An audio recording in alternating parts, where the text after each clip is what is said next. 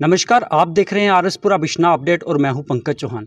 दर्शकों, बात करें लोकसभा चुनाव प्रचार की तो कहीं ना कहीं चुनाव प्रचार अपने अंतिम दौर में है, लेकिन कहीं ना कहीं बिश्ना या अन्य क्षेत्र के लोगों की जो समस्याएं हैं वो अभी तक इस चुनाव प्रचार के दौरान नेताओं के शब्दों में नहीं दिख रही हैं। इसी सब पर बात करने के लिए हमारे साथ आज मौजूद हैं बिश्ना क्षेत्र से पूर्व विधायक एवं भाजपा कार्यकर्ता अश्विनी शर्मा जी। उनसे बातचीत करते हैं। सर, चुनाव प्रचार में कहीं ना कहीं भाजपा कार्यकर्ता हों या उनके जो नेता आ रहे हैं, क्षेत्र की समस्याएं उनके शब्दों में नहीं दिख रही हैं, क्या कहेंगे? देखिए, ये जो जनरल इलेक्शंस होते हैं, पार्लियामेंट के इलेक्शंस में जो राष्ट्रीय मुद्दे जो हैं वो ज़्यादा अहमियत उनकी रहती है। तो इस तरह से मैं समझता हूँ कि जो लोकल इश्यूज़ हैं, जहाँ भी लगभग मैंने पूरी कांचौंसी के अंदर हर क्षेत्र में, अपने विधानसभा क्षेत्र में हर गांव को टच हमने किया है, और जहां हम राष्ट्रीय मुद्दों को उजागर कर रहे हैं, उसके साथ साथ जो हमारे लोकल इश्यूज़ जो हैं इस विधानसभा क्षेत्र के, उनको भी हम जो है चुनाव के मैदान में जाकर, चुनावी सभाओं में जाकर लोगों की जो समस्याएं हैं वो सुनते भी हैं और उनको कहीं ना कहीं हल करने का लोगों को ये बताते हैं कि इसका हल भी जो है वो किया जाएगा। तो मैं समझता हूँ कि ये जो प्रचार है, चुनाव प्रचार जो है वो अब अंतिम चरम पे जो है वो पहुँच गया है। तो कुल मिला के मैंने देखा है कि बहुत बड़ा जोश जो है लोगों के अंदर मोदी सरकार और मोदी जो प्रधानमंत्री हैं उनके प्रति है। लेकिन सर, वो आपकी बात तो ठीक है, जोश है। यही जोश 2014 में भी देखने को मिला था और लोगों ने बड़ी उम्मीद जताई थी कि मोदी सरकार आ रही है और हमारी क्षेत्र की समस्याएं पूरी होगी। जैसे बिश्ना से खैरीचंद की सड़क की अगर बात कर लें तो वो तब भी वैसी ही थी, आज भी मौजूदा समय में भी देखा जाए तो वैसी ही है। तो लोग इस बार अगर मोदी सरकार को वोट देना हो तो आपके दृष्टिकोण से कैसे दे और क्या कारण है कि आप क्षेत्र की जनता मोदी सरकार को एक बार फिर से वोट दे? देखिए, यही बड़ी समस्या है। आप मीडिया के लोग भी सही तरीके से इसको जो है वो हाईलाइट नहीं करते हैं। जो लोकल इश्यूज होते हैं, आपको पता है कि जो लोकल नुमाइंदे होते हैं, जो एमएलए चुनकर हम विधानसभा में भेजते हैं, ऐसा नहीं है कि मोदी जी ने यहाँ कोई पैसा नहीं भेजा। इस रियासत के अंदर 80,000 करोड़ रुपए का पैकेज जो है शुरू में ही जब मोदी सरकार बनी थी तो हर सेक्टर के अंदर उसका एलोकेशन जो है वो हुआ था। लेकिन ये काम जो है, जो लोकल विधायक होते हैं, आपको पता है कि प्रेरोगेटिव किसका होता है? लोकल विधायक का। सारी पावर जो होती है लोकल लेवल पे जो होती है उसकी प्रायोरिटी फिक्स करनी होती है, उसकी प्लानिंग उसकी प्लानिंग जो करनी होती है लोकल लेवल पे वो एमएलए करता है, ना कि मोदी जी ने जहाँ आकर वो प्लानिंग करनी है। लेकिन मैं आपको रोक रहा हूँ, लेकिन सरकार, राज्य सरकार में तो भाजपा थी ना। अगर आप लोकल देखिए, यही आप मुद्दा जो गांव-गांव में जाकर घूमते हैं और लोगों को बताते हैं, आप गलत प्रचार करते हैं। आप देखिए, विधायक जो होता है अपने आप में एक सरकार होती है। जब मैं विधायक था, आपको पता है सरकार यूपीए की थी, मनमोहन सिंह प्रधानमंत्री थे। 2 बार मैं आज़ाद उम्मीदवार तौर पे मैंने जो विधायक जहां रहा, और 2002 से लेकर 2008 तक जहां राज्य में किसकी सरकार थी? कांग्रेस और पीडीपी की सरकार थी। जब 2009 में 8 में मैं दोबारा जीता, 2014 तक रहा, फिर वहां केंद्र की सरकार थी और राज्य में यहाँ कांग्रेस और नेशनल कॉन्फ्रेंस की सरकार थी। मैं विधायक था, बड़े बड़े प्रोजेक्ट लाके आपको दिखाए, जहां 100 करोड़ रुपए का प्रोजेक्ट जो था, बिजली का ग्रिड स्टेशन था वो बनवाया, डिग्री कॉलेज जहां पे लाया, 16 करोड़ रुपए की बिल्डिंग जो अभी हॉस्पिटल के अंदर जो कंप्लीट होने जा रही है, मैंने उसका फाउंडेशन रखाया। बड़े बड़े रोड नेटवर्क जहां इंप्रूव किए। लगभग 8 के करीब जो बड़े ब्रिज थे, जिनका खर्चा एक ब्रिज का 5 करोड़ से ज़्यादा था, वो हमने बनाए और हर रोड नेटवर्क को इम्प्रूव किया। मैटर ये नहीं करता अपना चौहान जी कि सरकार किसकी है। ये सारा जो प्लानिंग होती है वो विधायक के जरिए होती है। अगर विधायक में कैपेसिटी है, अगर कैपेबल है, अगर उसको शौक है काम करने का, तो मैं समझता हूं कि सेक्टर वाइज जो पैसा एलोकेट होता है, अपने आप में जहां कोई आके काम नहीं करेगा। आपको संघर्ष करना पड़ता है, आपको अपनी लड़ाई जो है विधानसभा क्षेत्र के लिए करनी पड़ती है, अपना हक लोगों का जो है वो लाना पड़ता है। तो मैं आपसे ये कहता हूं कि अगर हम एमपी को भी कहें, ये एमपी के पास 5 करोड़ रुपया सिर्फ उसको एमपी लेड का जो लोकल एरिया डेवलपमेंट प्रोग्राम है उसके जरिए पूरी कॉन्स्टिट्यूंसी के अंदर मिलता है। 20 कॉन्स्टिट्यूंसी इस पार्लियामेंट्री कॉन्स्टिट्यूंसी में हैं, तो 20-20 लाख रुपया सिर्फ एक कॉन्स्टिट्यूंसी को मिलता है, जिससे आप 2 गलियां भी नहीं बना सकते। जितना पैसा आता है उसकी पूरी प्लानिंग, चाहे वीडीपी का पैसा है, जब मैं विधायक था तो 50 लाख रुपया जो है वो हमें मिलता था CDF का, कॉन्स्टिट्यूएंसी डेवलपमेंट फंड का। जब मोदी सरकार आई, जहां हमारी बीजेपी की सरकार बनी, एक MLA को CDF जो है वो 3 करोड़ रुपया कर दिया गया। और कपेक्स में, सौभाग्य में, रोड की इम्प्रूवमेंट के लिए करोड़ों अरबों रुपया जो इस रियासत के अंदर आया। अगर साथ वाली कॉन्स्टिट्यूंसी जो है वो उनमें इम्प्रूवमेंट हुई, उनमें अगर मैं समझता हूं कि अगर अच्छे काम हुए, अगर वहां डेवलपमेंट हुई, तो मुझे बताइए ये डेवलपमेंट जहां क्यों नहीं हुई। अच्छे दिन तो पूरे देश के अंदर आए, लेकिन बिश्नाह विधानसभा क्षेत्र के अंदर लोकल विधायक ठीक तरह से काम नहीं कर सके, उसकी वजह से हम थोड़ा पिछड़े हैं। नहीं, आपने कहा अच्छे दिन तो सभी के लिए, लेकिन अगर बॉर्डर के लोगों की ही बात करें, लगभग इन 5 सालों में जो बीते हुए हैं मोदी सरकार के, लगभग 1 दर्जन से अधिक बॉर्डर के लोगों की मौत हुई है। लेकिन सरकार कुछ ऐसे कदम आपको लगता है नहीं उठा पाई, जहां आज भी अगर फायरिंग होती है तो लोगों की मौत होना निश्चित है, घायल होंगे लोग। क्या सरकार ने आपकी कदम उठाए? लोगों ने 5-5 मरले प्लाट मांगे थे, क्या दिए गए? नहीं दिए गए। क्या देखिए, ये वादा किसका था? ये कांग्रेस और PDP की सरकार का वादा था। मान लिया उन्होंने पूरा नहीं किया सर, मान लिया उन्होंने। हमारे कॉमन मिनिमम प्रोग्राम में ये 5 मरले के प्लाट का हमने वादा नहीं किया था। हमने लोगों की रक्षा और सुरक्षा के लिए जो मोदी जी ने कहा था वो मोदी जी ने किया। हमने जितने भी हमारे BSF के लोग बॉर्डर पे हमारी रक्षा करते हैं, जिनके हाथ बंधे हुए थे, मोदी जी ने, हमारे गृह मंत्री जी ने वो हाथ खोले। आज आप देखिए कि 2014 में जो इतना बड़ा मैं समझता हूँ कि एक अटैक किस्म का जहाँ हमारे इस एरिया के अंदर भी हुआ, और जो मॉर्टर शेलिंग जहाँ पे हुई, जहाँ हमारे लोग मरे। आपको पता है कि जब से सरकारी UPA की सरकार थी केंद्र के अंदर, एक नया पैसा जो है, कोई पाकिस्तान की फायरिंग से अगर कोई मरता था, नया पैसा लोगों को कंपनसेट जो नहीं किया जाता था। हमारी सरकार आई, आप कहते हैं इनिशिएट क्या किया हमने इनिशिएटिव हमारी सरकार ने लिया। हमने अगर कोई वहाँ से हमारा कोई साथी कोई अगर मर गया, कोई जिसकी मौत हो गई पाकिस्तान की फायरिंग से, 5 लाख रुपया उसके परिवार को मुआवजे के तौर पे, रिलीफ के तौर पे, और SRO 43 के अंडर उसको लाके नौकरी के लिए भी प्रावधान जो है हमारी सरकार ने रखा। आपको पता है जानवर मरते थे, एक नया पैसा जो है जानवर का नहीं दिया जाता था। लेकिन हमारी सरकार ने, मोदी सरकार ने 50,000 रुपया, हमारे गृह मंत्री RSपुरा में आए और हमने उनके सामने ये समस्याएं रखी। जब वो दूसरी बार आए तो 50,000 रुपया अगर कोई जानवर मर जाता है तो उसके रिलीफ के लिए, उसके किसान को, वहाँ के बॉर्डर पर रहने वाले लोगों को सुरक्षा के लिए कि इमीडिएट लोग क्या करें, कहाँ जाएं, उनकी सुरक्षा के लिए बंकरों का काम किया। आपने देखा कि किस तरीके से बंकरों को भी, जो लोकल मैं समझता हूँ कि यहाँ विधायक थे, उन्होंने किस तरीके से वहाँ इस तरीके की व्यवस्था वहाँ की कि कुछ कमियाँ जो हैं उनको बनाने में रह गई।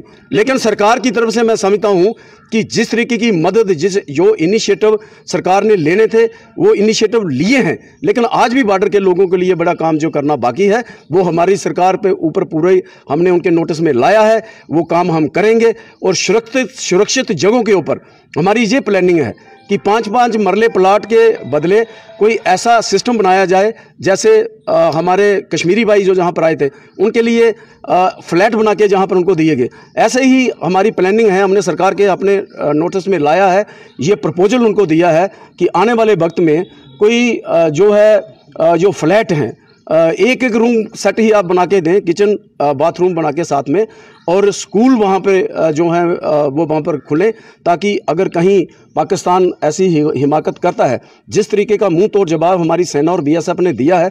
आपने देखा है कि फायरिंग में भी, खासकर इंटरनेशनल बॉर्डर के ऊपर बहुत बड़ी कमी जो पाकिस्तान ने अभी फायरिंग में भी रोक जो है वो लगी है। लेकिन सर आगे अगले सवाल की ओर बढ़ते हैं। अगर क्षेत्रीय राजनीति की बात करें तो जिस तरह से विकास मंच पहले भाजपा के कहीं ना कहीं निकाय चुनाव जो हुए थे उनमें खिलाफ लड़ रहा था, लेकिन अब विकास मंच भी एक भाजपा के समर्थन में आ गया है, मोदी सरकार के समर्थन में आ गया है, तो आप इसे किस तरह से देखते हैं? देखिए, हर रोज आप देखते हैं कि 1000 से ज़्यादा लोग जो हैं बीजेपी का दामन थाम रहे हैं। रोज हमारा हेडक्वार्टर जो है त्रिकुटा नगर में लगभग 1000 करीब के लोग रोज़ वहाँ ज्वाइनिंग जो है डाल रहे हैं। मैं रोज़ गांव में जाता हूँ, सैकड़ों की संख्या में लोग जो हैं मोदी जी और उनकी पॉलिसीज़, उनके प्रोग्राम, और मोदी जी ने 5 साल के अंदर जो देश के लिए काम किया है, विकास के रथ को गति दी है, यहाँ कल्याणकारी योजनाएं बनाई है, देश की रक्षा और सुरक्षा के लिए आतंकवाद के ऊपर और पाकिस्तान के ऊपर जो चोट की है, उससे आकर्षित होकर आज लोग जो है वो ज्वाइन कर रहे हैं। हम स्वागत करते हैं सबका कि हमारा संगठन जो है वो मजबूत हो, तो जो भी आए जहाँ पर, तो हम उसका वेलकम करते हैं जी। अच्छी बात है कि लोग आ रहे हैं और ज्वाइन कर रहे हैं। लेकिन सर, जिस तरह से विकास मंच ने मोदी सरकार को आपको बताया कि ज्वाइन किया है, तो अगर लोकसभा चुनाव के बाद ही विधानसभा चुनाव भी आते हैं, तो क्या ये लोग आपके साथ भी अश्विनी शर्मा के साथ होंगे? नहीं, संगठन के साथ होंगे। हमारा ये है कि अश्विनी शर्मा जहाँ मैटर नहीं करता, हमारा संगठन है। हमारा सारा काम जो है वो संगठन के जरिए चलता है, और जो लोग संगठन के साथ जुड़े हैं, हम सब संगठन के साथ जुड़े हुए हैं। तो पार्टी जो तय करेगी, संगठन उसके साथ चलेगा, और जो संगठन में आएंगे, संगठन में इनका स्वागत है, तो मैं वेलकम करता हूं, स्वागत करता हूं सबका। आपने देखा और भी कहीं बड़े लोग, बिश्नाह के बड़े अच्छे अच्छे लोग जो हैं, उन्होंने भाजपा का दामन थामा है, और भी बड़े पुराने जो मैं समझता हूं कि कांग्रेस के लीडर हैं।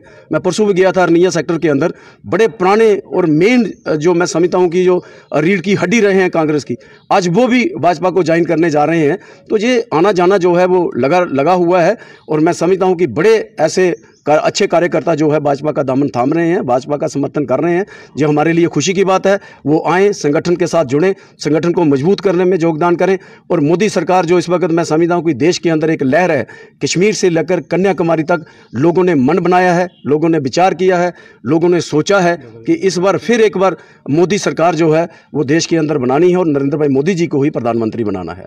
लेकिन जिस तरह से विपक्षी पार्टियां भाजपा सरकार पर लगातार आरोप लगाती आई हैं कि 15-15 लाख लोगों के नहीं आए हैं, तो उस तरह से क्या देखते हैं आप? क्या लोग इस बार जो वो पुराने मुद्दे हैं सरकार के, उनके आधार पे वोट करेंगे या नहीं करेंगे? देखिए, ये सारा झूठ है जो विपक्षी दल जहां पूरी राजनीति इस पर कर रहे हैं। जब मोदी जी का सबसे बड़ा नारा था भ्रष्टाचार मुक्त भारत करना, आपने देखा कि 5 साल के अंदर मोदी जी ने जो सरकार चलाई है केंद्र के अंदर, एक भी एलिगेशन जो उन पर भ्रष्टाचार का नहीं लगा है। झूठे तौर पर अगर किसी ने लगाया होगा वो भी फेल हो गए। और मैं समझता हूं कि जो 15 लाख रुपए का जो बात जो लोग करते हैं, मोदी जी ने कहा था कि अगर विदेशों से धन वापस आ जाए तो एक एक परिवार को 15 लाख रुपया मिल सकता है। लेकिन मोदी जी ने जन धन योजना जहां पे चलाई, गरीब लोगों के खाते जहां पे खोले, और उन गरीब लोगों के खातों में मैं समझता हूं कि प्रधानमंत्री आवास योजना जो है, प्रधानमंत्री किसान निधि योजना जो है, ऐसे कई ऐसे वेलफेयर स्कीम जो हैं, कल्याणकारी योजनाएं जो हैं, उनका पैसा जो है वो सीधा लोगों के खातों में आ रहा है। आप देखिए आने वाले समय के अंदर ये आंकड़ा जो है वो भी पूरा होगा। आज हज़ारों में पैसा मिल रहा है, कल लाखों में भी पैसा मिलेगा। गरीब लोगों के लिए जो योजना मोदी जी ने बनाई है, जो खाते लोगों के खोले थे, वो भी मजाक करते थे। गरीब आदमी का तो कोई बैंक में खाता नहीं खोलता था। लेकिन सर, आज भी बहुत से लोग कच्चे मकानों में रह रहे हैं, और बड़ी सारी योजनाएं हैं सरकार की जो कच्चे मकानों को पक्का करने के लिए, लेकिन आज भी लोग कच्चे मकानों में रह रहे हैं। इसके लिए कौन जिम्मेदार है? क्या भाजपा कार्यकर्ता जो वहां इलाके के हैं वो जिम्मेदार हैं, या आप किसको जिम्मेदार समझते हैं? आप क्या समझते हैं 70 साल की गरीबी जो है वो 5 साल में पूरी ठीक हो जाएगी? 70 साल जिन लोगों ने राज किया, जिन लोगों ने ऐसी व्यवस्था नहीं बनाई, जिन लोगों ने ऐसे वेलफेयर की स्कीमें नहीं बनाई, जिन लोगों ने बिजली घर घर तक नहीं पहुंचाई, आपने देखा है कि आज इस देश के अंदर कोई ऐसा घर नहीं है जहां बिजली का पोल तार जो है वो नहीं पहुंची हो। सौभाग्य योजना मैं समझता हूं कि नरेंद्र भाई मोदी जी ने जो बनाई, उसके जरिए कोई भी घर ऐसा नहीं है जहां बिजली ना पहुंची हो। तो ये काम जो है अभी 5 साल के अंदर, मोदी कहा तक 2022 का टारगेट रखा है प्रधानमंत्री आवास योजना के अंतर्गत।